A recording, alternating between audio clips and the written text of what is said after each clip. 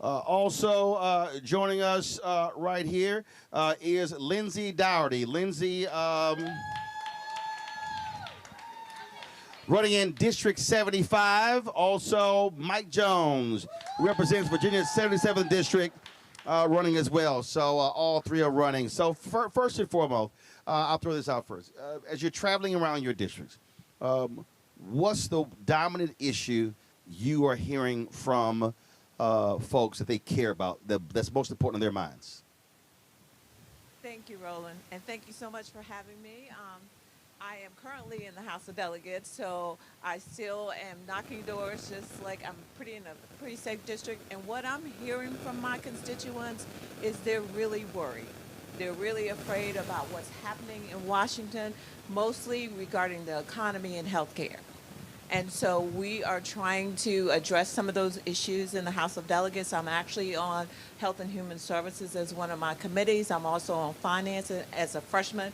I'm really proud of that. And so I'm able to hopefully alleviate some of their fears. But in all honesty, we're not like the federal government. We cannot make money.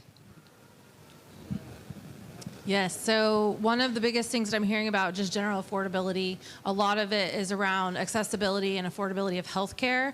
It's something that me and my family have faced over the years, and comes up on doors whether they're Democrats, Republicans, or independents. And so I think that all the things that you mentioned before about it not mattering what side of the aisle folks typically vote on, these are issues that impact our day-to-day life regardless of what party we previously supported. And so we have to make that decision this year in Virginia on who we feel like is best going to lead us, provide a firewall of protection against what's happening at the federal level, but also building up our communities here in Virginia for the next 2 years.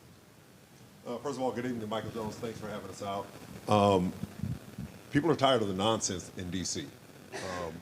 On November 1st, there's roughly 57,000 Chesterfield residents and 36,000 Richmond residents who will not receive their SNAP benefits because of the shutdown. That's not getting enough airtime. We're not talking about that enough. But our families and vulnerable communities are going to be impacted in a major way. The cost of living is not going down, it's rising. And many of the people that we represent, all three of us, and who Lindsey hopes to represent, they're not receiving the assistance from the government, federal and state, that they're going to need. And so we were talking about affordability. When I look at Mamdani running in New York, I mean, he is running a campaign that is speaking directly to people's concerns. You see it in the ads that he's doing, the social media as well. And healthcare is absolutely dominant, but we also are seeing is the issue of housing, affordable housing. We've seen prices of homes explode all across the country over the last several years. And so what specifically do you hope to do, Lindsey, start with you, if elected, to confront the issue of housing cost in your district? Yes, so I'm actually running against an opponent that voted against tax breaks for first-time home buyers. It seems like a no-brainer to me, and that's something that I personally would support when elected. She also voted to raise rents without notice to people, and since she is a landlord, that benefits her directly. And I think that that doesn't serve our community. It doesn't represent what we need at a House of Delegates level, at a state Senate level, and is something that I will directly impact when we flip this seat. One of the things that we did, the city of Richmond actually has a tax incentive program for affordable housing projects. And that's going to be a model that we're going to use at the state level, that any builder that wants to come into a locality and do an affordable housing project, instead of a tax abatement program that basically gentrified the city of Richmond, those dollars are now shifted to putting affordable housing stock out there. And so that's key. That's something that we can do. As well, we have to ensure that the planning process, the planning and review process that a lot of our localities drag their feet on, is just, it's raising the cost of those projects. When localities reduce the number of units in the name of infrastructure, right? You take a project that has 1,000 units, remove 200, you just increase the cost of that project by 20%. And the developer's not going to take that on. So we need to reduce the duplicative processes within a locality. We need to encourage them to get this process through within 9 to 10 months, not 18 months to 2 years. And for me, this year during the General Assembly, affordable housing was one of my issues. I actually put in 3 pieces of legislation, 2 of which actually went to the Housing Commission for study so we could bring them back. They did not die. And one in particular, which is really kind of critical, is that we have localities and we have the state who has surplus property. And that surplus property could be used for affordable housing, but most of the time we did the research and found out that the localities did not know how much surplus property they had. The state did not know how much surplus property they had. So my legislation would have required them to do inventory and to make these properties available at a fair market value to organizations who specifically targeted developing affordable housing. And so it got sent to study. It did not die, but we've got to stop talking about the problem and start doing something. The other piece was to actually form a task force that would bring all of these pieces together, including the one that Delegate Jones talked about how long it takes to get housing through the process. And so that one is actually, they're working on pulling together, and it would have to report within a year and not just be something that you do and put on the shelf. I asked this question earlier. I talked about it with the president as well. So I'm going to ask each one of you to say yes or no. If you return to the delegate, if you are elected and you return as well, will you specifically support the state giving the $277.5 million that's owed to this school that was taken, with the money that came from the federal government, the land grant money? Do you support that? Hell yes. Absolutely. I work in a higher education university too, and we need to get these dollars into the communities that need them.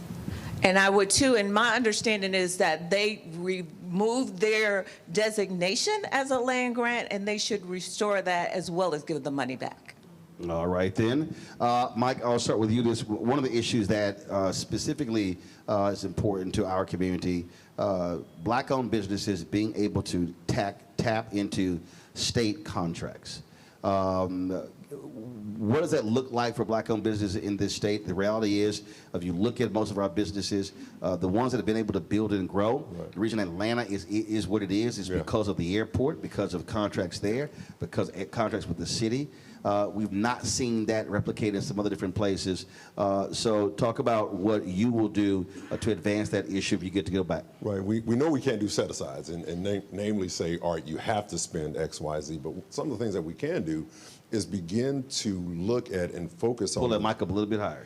Hold our developers accountable, that the procurement processes, whether it's a locality, whether it's a state level, to ensure that they are being equitable in the dollars that they do in Atlanta. All right, if someone couldn't scale up to do the entire airport, okay, do the runway. How do we begin to do some of those things? What Maynard Jackson actually did was he broke. So I cover city government, county government, and the reality is, in order for you to bid on a prime contract, you had to have been a prime before. Well, if you never can become a prime, you can never bid on a prime contract. So what he did was he actually broke the contracts up.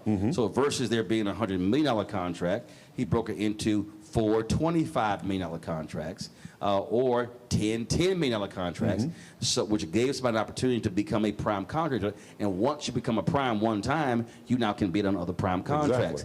Exactly. That's a way of doing it. That's not. Or when I covered City Hall in Fort Worth, one of the things they did was give preferential treatment to zip codes or to businesses in the city that are actually headquartered in the city. The last thing that Jackson did also was require banks, where the city put their money in those banks, to provide lines of credit the businesses getting city contracts. He said, we're going to be paying them, but they can't survive on 6 months. And that's not a race-based policy. That can be for any business that has a state contract or a city contract. There are ways to actually help build capacity to get around those restrictions. And some of the things that we did, I after my first session, we held a Banking While Black symposium, and we looked at how African-American businesses were not able to scale up or get the type of lending that, you know, white organizations could do. And so we Which is why Bean didn't get a PPP loan in the first place. Exactly. And so what we did this past session, put in a budget amendment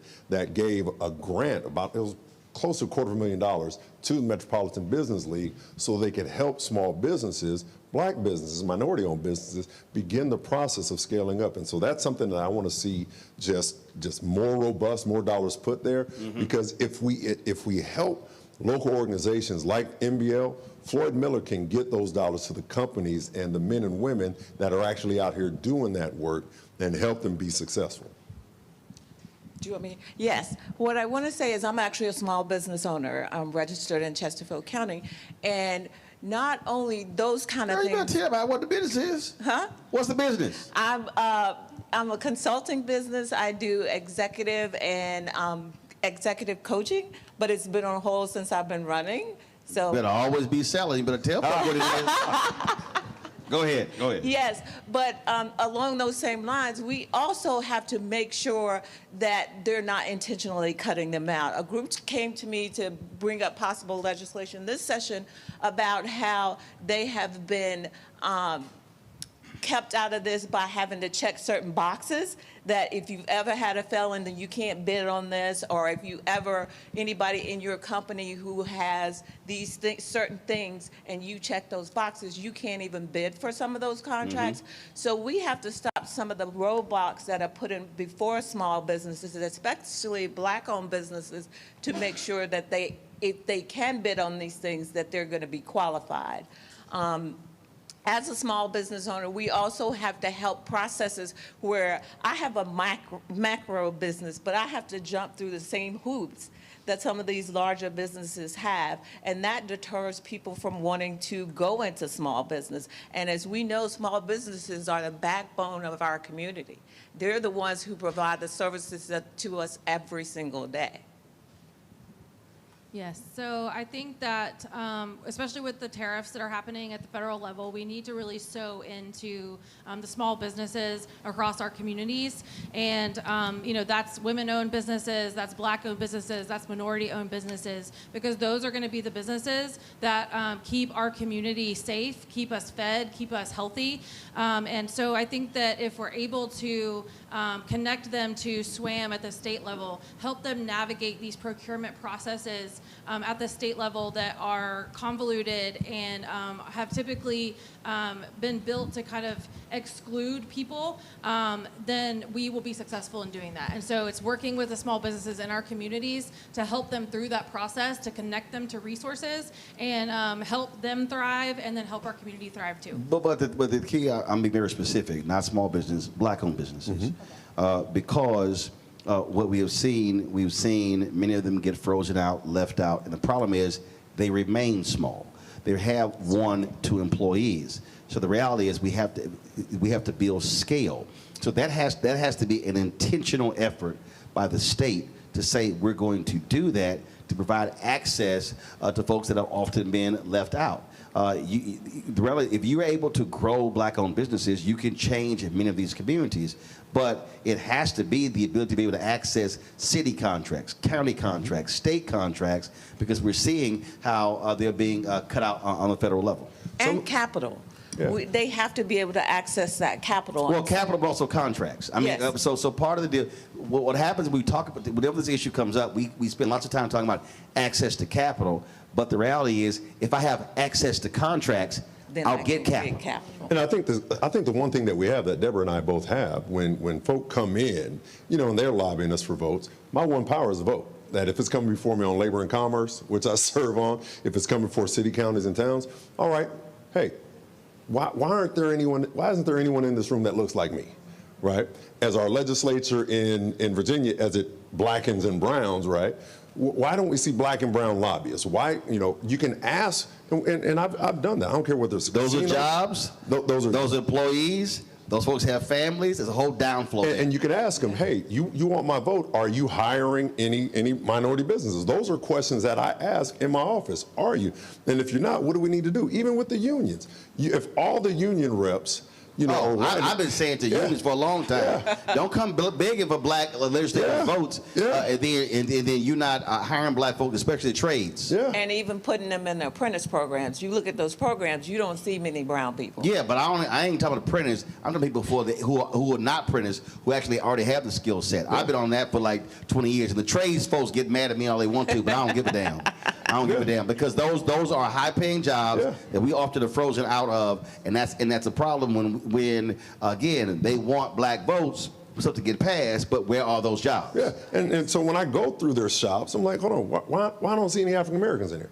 Why I don't see anyone that looks like us in there? And I think that's up to us as legislators to really sound that alarm, sound that trumpet, and put that expectation out there that we want representation. We want to see individuals that look like us and that are being supported by us. And so that's key for me. Your individual districts, give me a sense of the black makeup of your district. My district is Chesterfield County. I only have one jurisdiction. It's predominantly white. I am the first black person, black Democrat to ever represent just Chesterfield statewide. My district covers the eastern part of Chesterfield, all of Hopewell City, and then the northern part of Prince George. And the black vote makes up about 35% of my district. I represent parts of Richmond and parts of Chesterfield County, 47% African American, and I'm the first African American to represent this area in the states, in the state. So. Last question for each one of you. I've asked you earlier, give me your next priority if you are able to serve in the House of Delegates. I already told you about affordable housing. My next one is early childhood education, and that includes like childcare, affordable, accessible, quality childcare, as well as 0 to 5, because I used to be the chief deputy for the Department of Corrections, and what I realize is if we don't catch them on the front end, we're going to pay for them in corrections on the back end. Absolutely, it's going to be more costly. More costly. Yeah, so I think that one of the main things that I am really going to want to tackle when I am elected is modernizing the state funding formula for schools. This looks at 0 to 5 funding. This looks at major maintenance that our schools need, especially in our rural areas, and it hasn't been updated in decades. And so it's not going to be something that can happen in the first year, but it's something that we can finally start to right as we move through the next few years, and will benefit entire communities and families. For me, it's economic mobility. It's not just making $15 or $18 or $19 an hour. How can they move up from there? And so I work on, and I'm reporting to the Workforce Committee within Labor and Commerce, and that's key for me. How can we just not get a good job, but how can we continue to grow on those jobs and ensure? Next piece is ensuring that, they tell black kids that, hey, college isn't for everybody, but they're not telling that to kids at Collegiate and places like that. I want to ensure that Virginia students can get into Virginia colleges and not spend the farm to do it. My son is in his first year, College of Law at FAMU, and $33,000 out-of-state tuition. He got in-state tuition because he trained for the pros and all that stuff down in Miami, $13,000 a year for law school. How can we do that here in Virginia?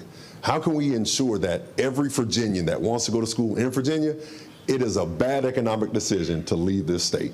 And so that's something I want to look at. How do we control the costs? How do we ensure that our young students can do that and ensure that our young boys and young girls are going to schools? All of my kids have HBCU degrees, including their dad. And that's important to me, and that means something to me.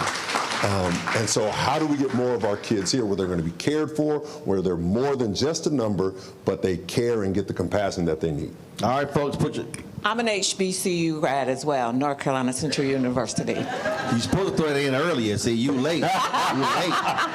Put your hands together for Deborah Gardner, Lindsey Dougherty, Mike Jones. When we come back. Hello, I'm Isaac Hayes III, founder and CEO of Fanbase, and I'm here with a very important message. We are at a turning point in the Black community where we must have equity in the apps we use that scale to billions of dollars. But this time, we own the infrastructure, we own the culture, and we shape the future. And Fanbase is the future. Fanbase combines the free functionality of Instagram, TikTok, and YouTube into an all-in-one platform built for the evolution of social media and monetization. With over 1.4 million users, that's real proof that we are shifting the conversation of tech ownership and equity for creators. So right now, I want you to go to startengine.com/fanbase and invest today. The minimum to invest is $399. That gets you 60 shares of stock in Fanbase at $665 a share. This marks a turning point in Black ownership of social media. If we don't take this opportunity to own social media right now, we will always be customers to our own creations. And that can't go on. So once again, go to startengine.com/fanbase and invest today. We must own the platforms where our voices live, our stories matter, and where our culture drives the world. Thank you.